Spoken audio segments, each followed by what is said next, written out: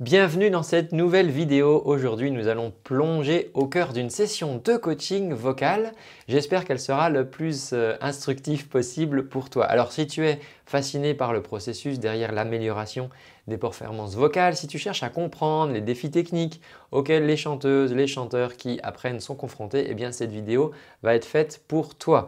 Moi, je m'appelle Antoine, je suis formateur de coach vocal. Je partage sur cette chaîne YouTube toutes les semaines des vidéos pour aider les chanteurs, leurs coachs, leurs enseignants à progresser. Alors aujourd'hui, on va suivre Pascal qui est une chanteuse avec qui j'ai déjà travaillé, qui fait des compositions. Tu l'as peut-être déjà vu sur cette chaîne. D'ailleurs, elle prépare en ce moment un nouveau single et elle a travaillé, là, elle est en train de travailler une chanson de Julie Zenati qui s'appelle Part sans rien dire et ça va être l'occasion du coup d'observer les ajustements minutieux, techniques, spécifiques utilisés pour maîtriser à la fois la douceur, la puissance de la voix et des fois, les gens s'imaginent des choses spectaculaires et je voudrais que tu vois que des fois, c'est juste dans la nuance, des fois, c'est juste dans une petite subtilité que les choses vont pouvoir changer et ce n'est pas forcément dans des choses complètement spectaculaires, spectacles, showbiz, etc.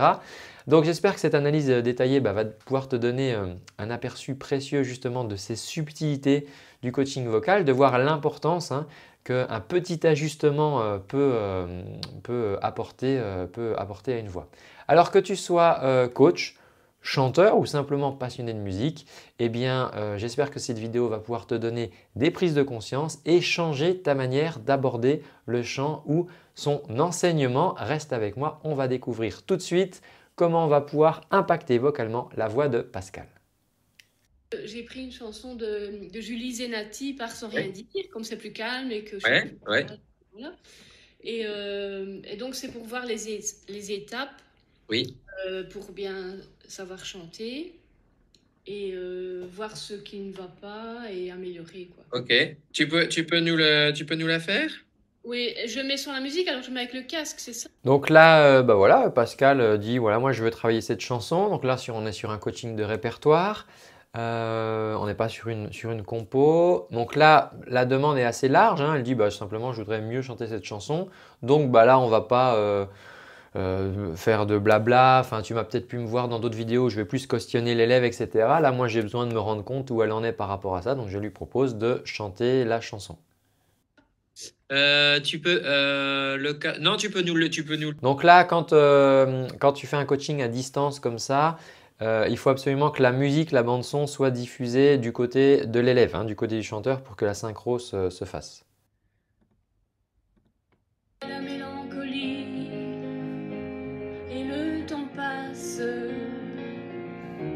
Le jour où tout a basculé, tes prières qui te rassuraient avaient déjà laissé la place au silence qu'on n'a pas compris.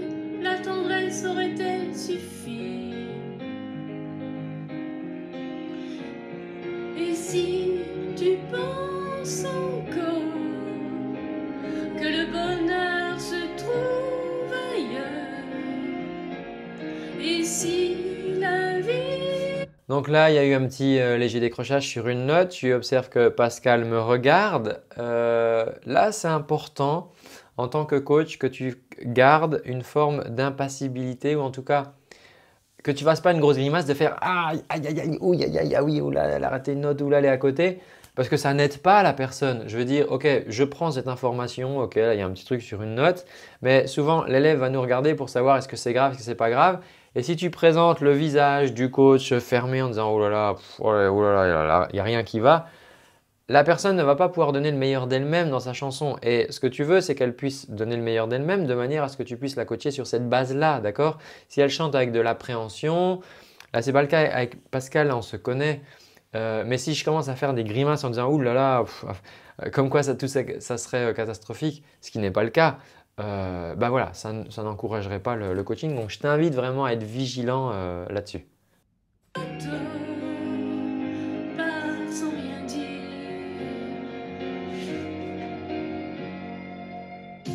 Je ne voulais plus t'entendre On va dire. rester sur ces deux parties-là, ouais. Donc là, j'interromps Pascal parce qu'on n'a pas beaucoup de temps sur le coaching. Là, c'est un coaching que je propose au sein de ma communauté. Donc on a un temps, on essaye de diviser le temps pour tout le monde. Là, on a eu déjà un couplet, un refrain. Déjà, ça me suffit déjà hein, pour commencer à bosser. Pascal, comment tu te sens là-dessus alors? Ben, moi, j'aime bien cette chanson, mais Première question est hyper importante. J'insiste là-dessus dans l'école de coaching. On commence par demander à son élève son ressenti, comment il se sent, c'est quoi son retour. Je ne veux pas imposer, je dirais, mon avis de coach. Bon, alors très bien, c'est comme ça, etc. Je pourrais faire ça, mais dans la dynamique, je ne suis pas dans un cours. D'accord? Je ne suis pas le prof sur le piédestal qui sait, le sachant, et l'élève qui ne sait pas, qui vient pour apprendre, avec une information qui serait descendante. Là, je suis dans un coaching. Ok, tu m'as fait ça, moi j'ai pu me faire mon idée de ce qu'elle a fait, mais maintenant je veux savoir quelle perception elle a de ce qu'elle vient de faire. Parce que si je n'ai pas la perception qu'elle a de ce qu'elle vient de faire, si elle me fait « Oh, c'était complètement nul », alors que ce n'était pas complètement nul, ou alors qu'elle me dise « Waouh, c'était génial », alors que ce n'était pas génial, ou alors que c'est génial. Si on a une perception décalée, je vais devoir prendre cette information en compte dans mon coaching, d'avoir qu'il y a un décalage entre la réalité de ce que fait la chanteuse et sa perception. Okay? Donc c'est pour ça que je commence toujours par poser cette question. je sens que il n'y a pas assez de voix arrondies, si tu vois ce que je veux dire. Je ne sais pas comment expliquer. Voix arrondie, c'est-à-dire? Par exemple… Donc là, c'est une difficulté qu'on a dans le domaine du chant et c'est pour ça que je ne suis pas fan non plus des méthodes où on met vraiment des cases, des modes, des noms, etc. aux sonorités. C'est que là, Pascal vient avec ses mots. Elle me parle de son arrondi. Je ne sais pas encore ce que ça veut dire, mais je vais essayer de construire un vocabulaire commun avec elle et d'essayer de comprendre, elle, la manière qu'elle a de ressentir le son, de l'exprimer, comment ça colle avec la réalité de ce qu'elle chante. Je chante « Et si tu penses encore… » Ça va La un peu partie loin. refrain? Je veux dire, il y a des choses, mais c'est compliqué à trouver les mots pour… Donc plutôt la partie refrain, là, ce que je comprends. En fait, je ne me suis jamais réécoutée par rapport au reste, mais j'aurais plus tendance à dire le refrain est plus difficile. Donc là, pourquoi j'insiste entre est-ce que c'est le couplet ou est-ce que c'est le refrain? Parce que clairement, sur le refrain, on est sur la partie aiguë de sa voix. Et donc, je ne vais pas faire le même travail sur la partie aiguë de sa voix que sur la partie parlée de sa voix. Okay? Donc là, j'ai déjà un indice. Ok, on parle de la partie aiguë de sa voix sur ce qu'elle cherche à améliorer. On ne sait pas encore exactement quoi, mais en tout cas, on sait que c'est en rapport à la partie aiguë de sa voix. Au couplet, je dirais. Okay. Je ne sais pas ce que tu en penses parce que moi, je ne me suis pas réécoutée, donc je ne sais pas. C'est déjà toi dans ta sensation, si tu veux, comment tu te sens confortable. Est-ce qu'au début, tu te sens confortable dans cette partie, ouais. Je suis confortable, mais évidemment, il y a toujours amélioré que je ne sais pas. Pourquoi je parle de confort? Parce qu'on apprend dans les règles de coaching, enfin dans la méthode que j'enseigne, on apprend que la première des priorités, ça va être le confort vocal. Et ce, bien avant l'esthétique. Je m'en fous d'avoir une personne qui chanterait avec une super esthétique vocale si elle se fait mal. D'accord? On a eu des exemples comme ça de chanteuses. Adèle, par exemple, qui a été opérée des cordes vocales. Les gens qui allaient au concert, ils disaient « Waouh, c'est génial !» Oui, mais le fait est que si elle a été opérée, c'est que le confort vocal n'était peut-être pas à 100% OK à ce moment-là. Donc, c'est pour ça que je pose déjà la question du confort parce que si j'ai un problème de confort vocal, ça sera ma priorité. Peut-être qu'il faut qu'on change de tonalité, peut-être qu'il faut qu'on travaille sur des choses pour améliorer le confort vocal. Je veux bien distinguer les choses entre est-ce que c'est confortable à produire comme son et ensuite la partie esthétique de je vais travailler sur la qualité de mon son. Donc c'est pour ça que je pose cette question. Oui, mais oui. Ouais, la partie, ça me paraît assez confortable. Oui, c'est assez confortable parce que c'est dans ma voix. Ouais, ok. Et alors cette partie refrain là, elle va faire appel aux aigus de ta voix. Oui, bon, c'est pas que j'ai facile à aller dans les aigus, mais peut-être qu'il y a quelque chose à savoir. Donc là, super. Je suis en train d'anticiper quelque chose. Alors c'est un petit peu différent comme je connais Pascal, mais du coup je te le commande. C'est que je lui dis tiens, là ça fait appel à la partie des aigus de ta voix. Et là, ça va me permettre de tester la croyance que la chanteuse peut avoir par rapport à sa voix. Une autre chanteuse aurait pu me dire « Ah ouais, moi dans les aigus justement, j'y arrive pas ». Là, ce n'est pas le cas. Elle dit j'ai facile à aller dans les aigus. Par contre, oui, peut-être qu'on peut améliorer quelque chose là-dessus.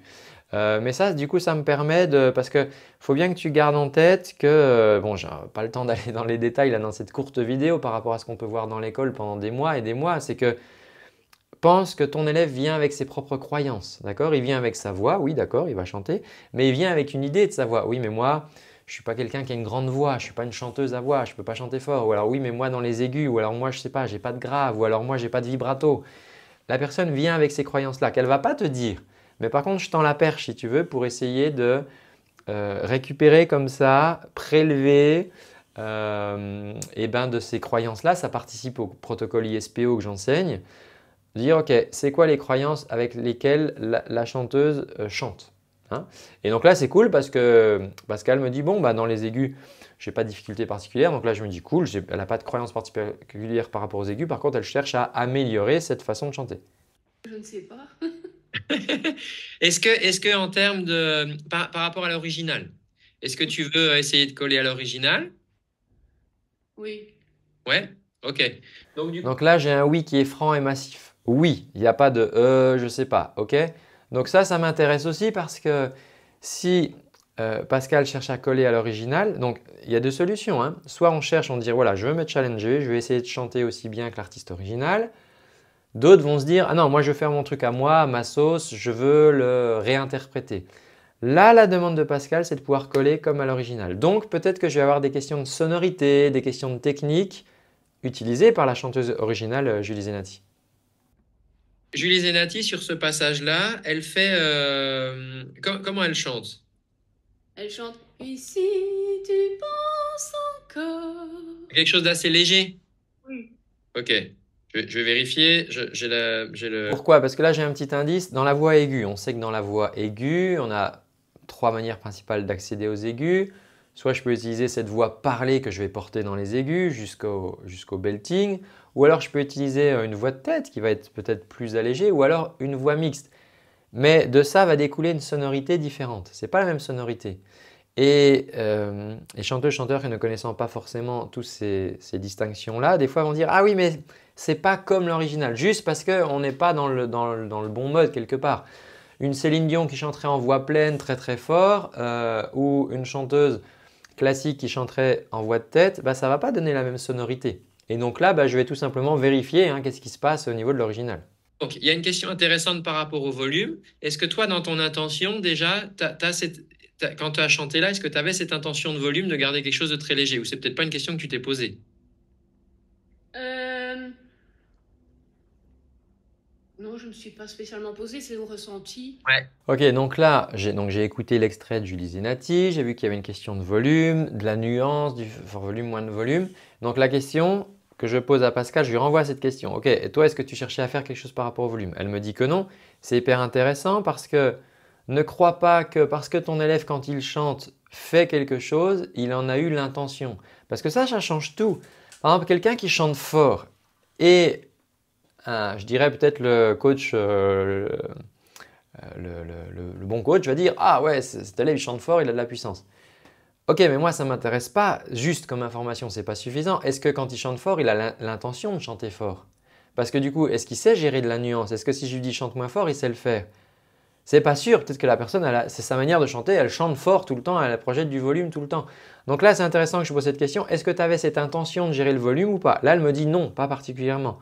Donc cool, parce que ça, je vais pouvoir mettre de la conscience dessus. Tu peux le refaire du coup? Sans la musique peut-être, c'est ça?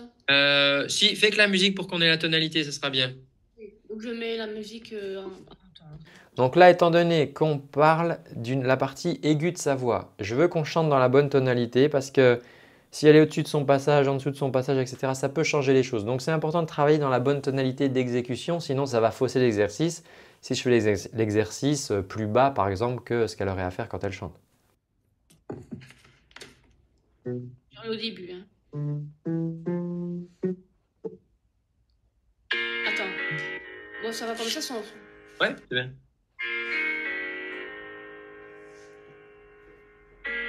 Tu t'es fâché avec le temps, tu t'essouffles à contre-courant sur cette place. Un cœur paumé dans cette ville ton corps bat la mélancolie et le temps passe. Le jour où tout a basculé, les prières qui te rassuraient avaient déjà laissé la place au silence qu'on n'a pas compris. La tendresse aurait-elle suffi? Et si tu penses encore que le bonheur se trouve ailleurs, et si la vie attend, pas sans rien dire. Ok, ça marche. Donc là, tu vois, avec. Donc là, juste une petite note. Quand on entend chanter Pascal, là, moi dans ma tête, il y a plein de choses que je me note. Ça fait partie du protocole ISPO. Je vois qu'il y a peut-être quelque chose au niveau de la mâchoire à vérifier. Je vois qu'il y a quelque chose au niveau des lèvres, de la formation des voyelles à vérifier. Mais ce n'est pas mon focus. Là, mon focus, c'est d'essayer de mettre de la conscience sur sa volonté à chanter avec du volume, de la nuance ou pas. Donc, je garde mon cap.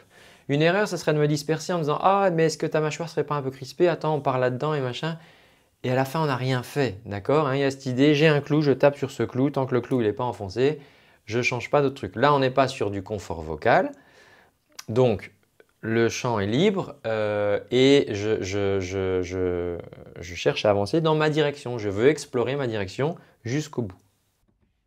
Attention là. De faire léger, mais même si je le fais léger, on dirait que ça coince un petit peu, que les sons ne sont pas nets, je vais dire encore. Ok. Est-ce qu'on pourrait essayer en faisant du Oui. En m'en chantant? Donc on va faire. D'accord. Donc là, je pars sur un exercice de flux d'air simplement pour m'assurer que j'ai une bonne gestion de flux d'air, j'ai un accolement des cordes vocales correct. Elle me dit que j'ai un son qui n'est pas net, je veux vérifier comment est l'accolement des cordes vocales, voir si je peux l'aider à être plus libre là-dessus, déjà en réglant ces paramètres-là. Ça ne sert à rien de partir sur des techniques de résonance ou de je ne sais pas quoi si je n'ai pas stabilisé sa voix. Donc, on commence là-dessus, quoi. Que la partie refrain, hein, Pascal, pardon. Attends. Oui, c'est ça. C'est comme un V. Je te donne la note. Non, j'arrive pas à faire la note. Hein. Ah. Ça fait. Rajoute le texte. Si tu penses encore. Ouais. Donc là, qu'est-ce que j'ai fait? Pascal avait du mal à récupérer comme ça, à revenir dans la bonne tonalité du refrain avec l'exercice. Pourquoi? Parce qu'on était trop éloigné de ce qu'elle a l'habitude de faire. Donc là, qu'est-ce que j'ai fait? J'ai enlevé la difficulté. Je lui ai dit remets le texte. En remettant le texte, elle a retrouvé sa tonalité. Et ensuite, derrière, je peux reconstruire et repartir avec l'exercice. On a résolu rapidement l'histoire de tonalité. Okay, peu importe que Pascal, pour le moment, ait du mal à retrouver sa tonalité tout de suite. Ce n'est pas l'objet du coaching, d'accord? Et je sais que certains coach s'arrêtera en disant « Ah oui, mais là, la justesse, machin, ce n'est pas l'objet du coaching. » Donc là, je cherche un moyen qu'on avance pour pouvoir dérouler, moi, dans la direction dans laquelle je veux aller.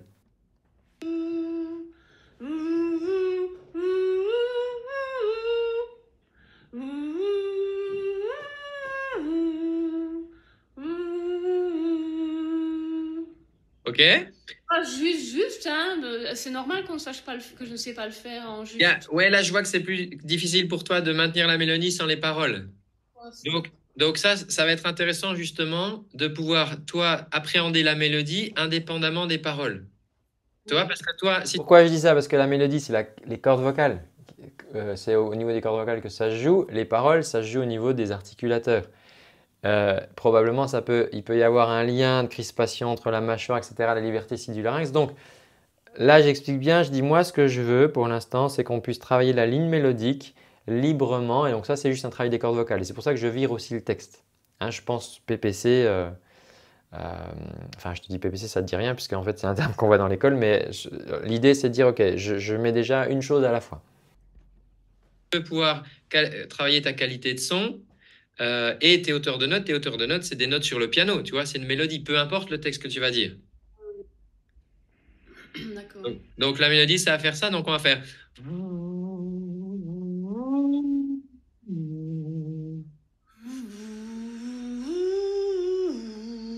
Donc là, ce qui se passe, c'est que comme je lui montre avec une voix d'homme décalée de l'octave, elle, bah du coup, tu as vu ce qui se passe, c'est qu'elle reprend à ma hauteur. Tu peux me faire Donc là, je lui montre le son à sa hauteur, d'accord? Donc moi, ça m'oblige à octavier. Et maintenant. Et donc. Vas-y, à toi.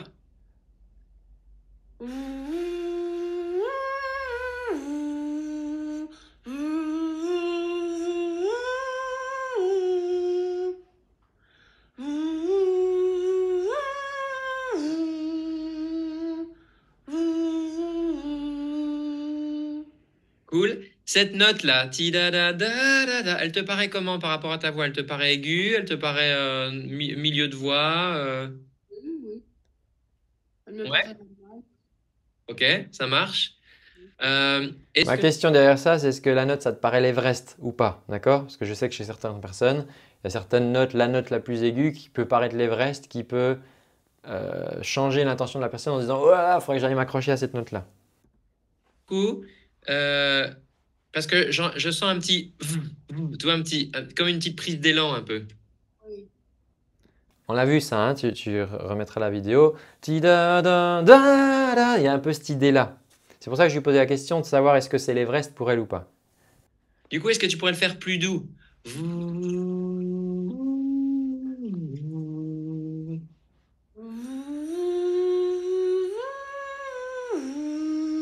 Oui, beaucoup mieux. Oui,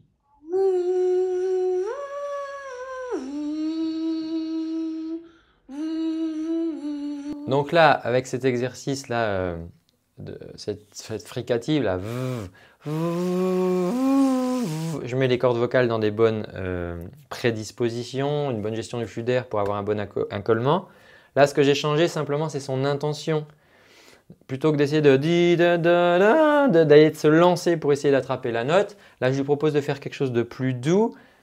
C'était pas sûr que ça marche, mais à travers ce mot-là, on sent qu'elle le fait plus en douceur et il y a plus cet effet d'essayer d'aller attraper la note, ce qui calme le jeu du coup et ce qui rend les choses beaucoup plus libres là.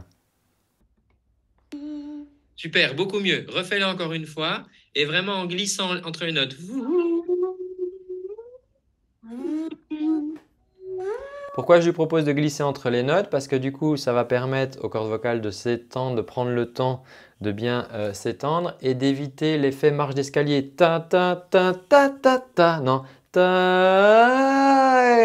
Parce que je veux créer cette gradation, cette sensibilité. D'accord? Souvent, quand on vise la marche d'escalier, bah, des fois, c'est comme si on saute puis on atterrit pas au bon endroit. Donc là, je veux vraiment créer cette gradation pour que le geste soit le plus facile et précis pour elle. Génial.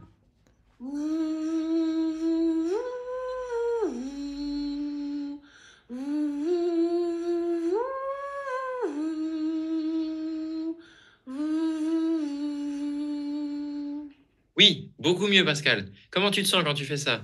Ah ben mieux. Je me sens Hein? mieux. Ouais, on a enlevé le non, non, non, un petit peu comme cette prise d'élan que tu voudrais prendre là. Comme si je voulais mettre plus d'air alors qu'il en faut moins, quoi. Oui, exact. Donc, on le refait un coup, c'est super. Super, hein, parce que là, du coup, elle a cette prise de conscience qu'en fait, elle cherchait quelque chose à faire quelque chose pour cette note. Donc, Je le fais avec le V encore? oui, et on va le faire avec la musique cette fois-ci, d'accord? Comme ça, on va avoir un peu le rythme sous nous. Donc là, je rajoute la musique parce que maintenant, je veux qu'on commence à se rapprocher de ce qu'il faudra qu'elle fasse quand elle va chanter. Donc le bon rythme. Ah oui, le refrain. Ouais, c'est là.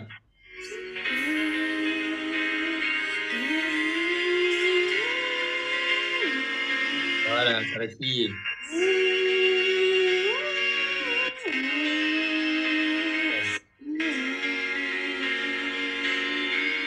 D'ailleurs, tu peux le refaire, repartir un tout petit peu avant?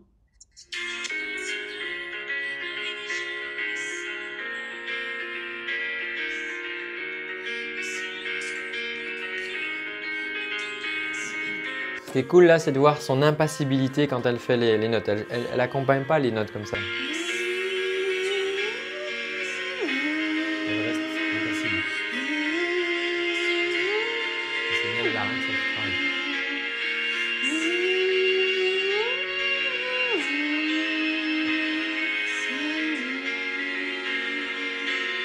Comment tu te sens, Pascal, là? Oui, bien, mais j'étais pas en même temps qu'elle. Ah, sur le rythme? Oui, parce que oui. Alors, ce qu'on va faire, on va le reprendre au début. Comme ça, tu vas chanter ton couplet avec les paroles, d'accord, pour bien te repérer. Par contre, quand… Donc là, on a vu que c'était plus compliqué pour Pascal d'arriver en plein milieu de la chanson. Elle a besoin de, comment dire, tout à l'heure pour avoir la mélodie, c'était plus compliqué de l'attraper comme ça en reprenant à brûle-pourpoint au milieu. Donc là, ce que je vais lui proposer, c'est de quoi? C'est de créer une base qui va facilitante, donc de faire son couplet avec les paroles parce que ça, elle maîtrise ça, ce qui va l'aider à se lancer ensuite sur le refrain pour être à la bonne hauteur, à la bonne tonalité et sur la bonne rythmique. Et par contre, pour le refrain, du coup, on va mettre l'exercice, d'accord? Donc c'est une sorte de tremplin là que je lui propose ou de béquille pour l'aider. tu arriveras au refrain, tu reprends les V. D'accord, ok. D'accord? L'idée toujours, c'est que le coach est au service de son coaché et doit lui trouver des solutions pour l'aider. Là, je pourrais lui dire « Ah alors, tu connais pas, c'est ta chanson, tu peux pas partir en plein milieu. » Ouais, mais alors comment on va résoudre ça? Pars travailler pendant un mois et reviens. Non, là je dois donner des solutions à Pascal. Donc, ce qui aide Pascal, là je l'ai noté, c'est que quand elle chante sa chanson, quand elle la déroule depuis le début, ok, là elle a ses points de repère. Donc c'est ce qu'on va utiliser.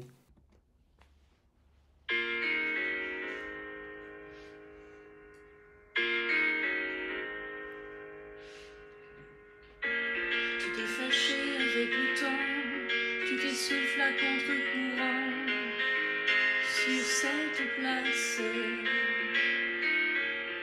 Un cœur paumé dans cette ville, ton corps bat la mélancolie et le temps passe. Le jour où tout a basculé, tes prières qui te rassuraient avaient déjà laissé la place au silence qu'on n'a pas compris. La tendresse aurait-elle suffi?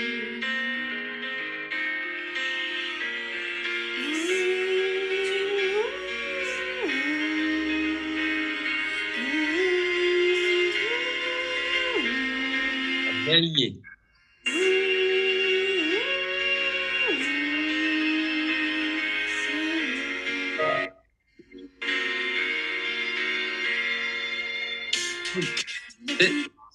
Alors, c'était quoi la différence là quand tu l'as fait là dans le morceau par rapport à quand tu l'as fait avant de manière isolée?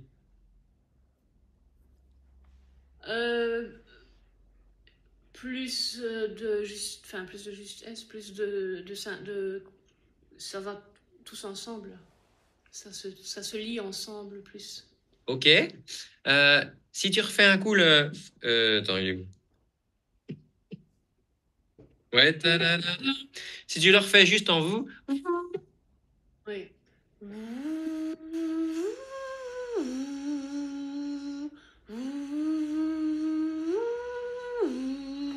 Donc là, on voit hein, que sans l'aide du couplet, c'est plus compliqué pour Pascal de reprendre la tonalité. Donc c'est pour ça que l'exercice d'avant est intéressant.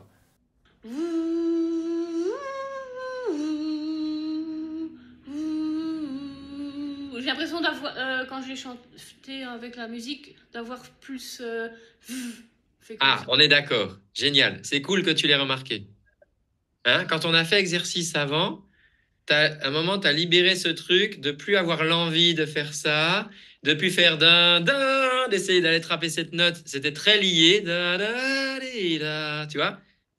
Et quand tu as rechanté, parce que c'est tout ça l'intérêt justement de se remettre dans le contexte, parce que quand on se remet dans le contexte, il y a le rythme, il y a la musique, et il y a cette petite pression de attends, là, je suis en train de chanter. Oui, oui. Et c'est peut-être le fait de vouloir y aller plus. Yes, yes. Donc, ce qu'on va vouloir récupérer, nous. Donc là, on est en train de mettre le point sur quand je fais mon exercice, il y a un truc qui se passe et quand je chante, c'est différent. Et tout est dans l'intention. Et là, elle dit oui parce que je veux y aller, d'accord? Parce que quand on chante, on est en situation. Quand on fait l'exercice, dans le laboratoire, c'est différent. Et donc, c'est justement ces deux-là qu'on veut raccorder. On veut raccorder la facilité de quand on fait l'exercice en mode laboratoire à cette même liberté quand on chante. et sans mettre cette pression de « Ah, je veux faire quelque chose, je veux essayer de réussir quelque chose quand je chante ». Cette nuance est hyper importante, on la retrouve très très très souvent en coaching. Morceau quand tu le chantes, c'est cette liberté-là que tu as quand tu le fais sans la musique, toi. Et de comment on dit, de lien entre les Oui, phrases. c'est ça. Ouais. Donc, toi, la clé pour toi, ça va être de le faire de manière isolée. Donc, Oui, très doux, quoi. Oui. Et donc là, il y a ce mot doux qui revient, d'accord? Je vais terminer là-dessus, là il nous reste encore un peu de coaching, mais là, la clé, c'est pour ça que je dis que c'est vraiment important de se construire un langage commun avec le coaché et qui va être propre à chaque chanteuse, chanteur qu'on va accompagner. Parce que utiliser un terme technique ou un autre, ça ne va pas forcément parler au chanteur ou il faut qu'il essaie de le mémoriser ou quelque chose. C'est un peu contre-productif en termes de coaching. Là, le mot-clé pour Pascal, c'est doux. Quand elle le fait doux, il y a moins cette prise d'élan. Ça coince moins ici au niveau du larynx. C'est beaucoup plus libre dans sa manière de chanter. Et là, maintenant, le travail qui nous reste à faire, c'est OK, ce que j'ai réussi à obtenir isolément sur le passage en le travaillant, quand je me remets dans le contexte en chantant et après avec les paroles, d'accord? Parce que quand je vais mettre les paroles, là, ça sera encore une autre difficulté. Je veux obtenir la même liberté, d'accord? Et donc là, c'est la suite du chemin là, qui nous reste à faire. Là, sur ce coaching-là, entre la partie isolée et quand je le fais en chantant et quand je le fais en chantant avec les paroles quand je chante pour de vrai. Ok? Donc, j'espère que cette vidéo t'a plu. Je te partage ça vraiment en toute sincérité. Tu vois, je te partage là exactement comment je travaille. Il faut comprendre que des fois, à la télé, on voit des trucs, ça paraît spectaculaire, etc. Mais la réalité du coaching n'est pas celle-ci. La réalité du coaching, c'est que des fois, une petite sensation, un mot, et là c'est le mot doux, et elle nous le réutilise, la Pascal, elle nous l'a dit plus tôt et c'est noté du coup dans mon cahier. Ce mot doux lui permet d'envoyer moins d'air, de chercher moins à faire et du coup d'avoir plus de liberté dans son travail. Ce qui a été possible grâce à une bonne prédisposition, grâce au « v » où je mets ces cordes vocales dans une bonne prédisposition. Alors que si j'avais gardé le texte, je garde avec moi des difficultés. Donc je cherche à enlever ces difficultés-là. Mais je veux que tu retiennes ça, que ce n'est pas dans le côté spectaculaire du coaching qu'on peut avoir les meilleurs résultats. Oui, des fois ça peut arriver que ça le soit. Là, on est vraiment dans des subtilités, dans des choses sur lesquelles j'ai besoin d'être attentive, de tester, de comparer. Et de voir, ok, c'est quoi l'écart en fait? Pourquoi là ça marche? Pourquoi là ça marche mieux? Pourquoi là ça marche moins bien? Qu'est-ce qui se joue dans sa tête? C'est quoi la nuance? Et là, c'est le doux qui fait que, évidemment, musculairement, il se passe des choses, d'accord? Parce que la voix, elle est le résultat d'une somme d'investissement musculaire. Mais je ne peux pas aller avec des électrodes là, activer les muscles. Donc, j'ai besoin de trouver d'un point d'entrée. Et ça va être vraiment la beauté, moi, de ce que j'adore dans le coaching, ça va être justement de trouver le petit truc qui va faire que la personne, au-delà de l'exercice, va pouvoir ensuite, quand elle est en condition, elle-même reproduire, je dirais, la qualité d'exécution qu'on recherche toutes et tous quand on chante. Donc voilà, j'espère que cette vidéo t'a plu. Si tu t'intéresses, si tu donnes déjà des cours, que tu as envie de te perfectionner dans le coaching, si tu es passionné par la voix et que tu as envie de peut-être en faire ton métier avec le coaching vocal, sache que il y a la Vocal Coach Factory qui est mon centre de formation professionnel et certifiant au métier de coach vocal. Si c'est quelque chose qui t'intéresse, tu trouveras un lien sous cette vidéo dans la description ou à la fin là, dans l'écran de fin. N'hésite pas à prendre tous les renseignements, tu auras le programme, tu auras les tarifs, tu auras la durée, tu auras tout ça. Et ensuite, si tu veux qu'on parle de ton projet, prends un rendez-vous avec moi et on échangera. Tu pourras me partager ton parcours. Je te dirai quel type de personnes on recherche pour poursuivre cette école et quelle perspective d'avenir ça peut te donner professionnellement. Donc n'hésite pas à prendre rendez-vous quand tu auras toutes les informations. Moi, d'ici là, je te souhaite un bel été et surtout d'accompagner les chanteuses et les chanteurs avec passion et avec méthode comme on essaye là de le faire. Je te donne rendez-vous dans un prochain contenu. D'ici là, prends bien soin de ta voix et de celle de tes chanteurs. Ciao!